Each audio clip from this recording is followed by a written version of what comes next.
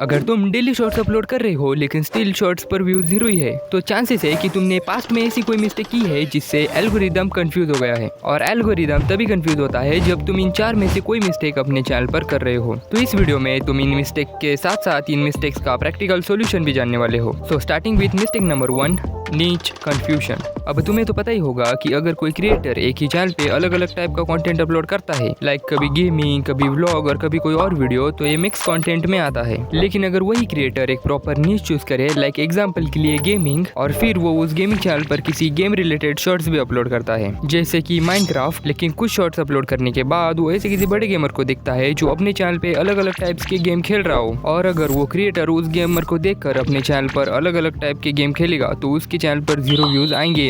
Because जो बड़ा creator है वो किसी स्पेसिफिक गेम के लिए नहीं बल्कि उसकी स्टोरी टेलिंग, उसकी फनी कॉमेंट्री के लिए जाना जाता है। इसीलिए वो किसी भी गेम पे वीडियो डाल दे, ऑडियंस उसे देख ही लेगी। लेकिन जो न्यू क्रिएटर है उसकी वीडियोस पे माइनक्राफ्ट की वजह से व्यूज आ रहे हैं, ना कि उसकी फेस वैल्यू की वजह से। इसलिए जब कोई क्रिएटर 5 से 10 शॉर्ट्स माइनक्राफ्ट पे अपलोड करता है तो स्टार्टिंग में तो एल्गोरिदम को पता नहीं होता कि ये कंटेंट दिखाना किसे है। लेकिन जब वो क्रिएटर रेगुलर माइनक्राफ्ट पे ही शॉर्ट अपलोड करता है तो एल्गोरिदम को पता चल जाता है कि ये कंटेंट माइनक्राफ्ट की ऑडियंस को दिखाना है, और वो धीरे धीरे उस कंटेंट को आगे पुश करने लगता है। लेकिन जैसे ही वो क्रिएटर किसी और गेम पे शॉर्ट अपलोड करता है तो एल्गोरिदम उस शॉर्ट को माइनक्राफ्ट की ऑडियंस को दिखाता है। लेकिन माइनक्राफ्ट की ऑडियंस को उस गेम में कोई इंटरेस्ट ना होने की वजह से वो उस वीडियो को तुरंत स्वाइप कर देते हैं, जिससे स्वाइप अवे रेट बहुत ही हाई हो जाता है और ऑडियंस रिटेंशन बहुत लो। अब इससे एल्गोरिदम उस शॉर्ट को आगे पुश करना ही बंद कर देता है। तो अगर ये प्रॉब्लम किसी के साथ हो रही है तो इसका सोल्यूशन बहुत ही सिंपल है। सिंपली जिस शॉर्ट से एल्गोरिदम कंफ्यूज हुआ है उस शॉर्ट को प्राइवेट करके फिर से रेगुलर कंटेंट अपलोड करना है। लेकिन अगर बहुत ही अलग अलग टाइप के शॉर्ट एक ही चैनल पर डाल रखे हैं तो उन सभी शॉर्ट्स को प्राइवेट करके स्टार्टिंग से एक प्रॉपर नीश चूज करके फिर शॉर्ट अपलोड करने हैं। सो अब देखते हैं हमारी लिस्ट की मिस्टेक नंबर 2,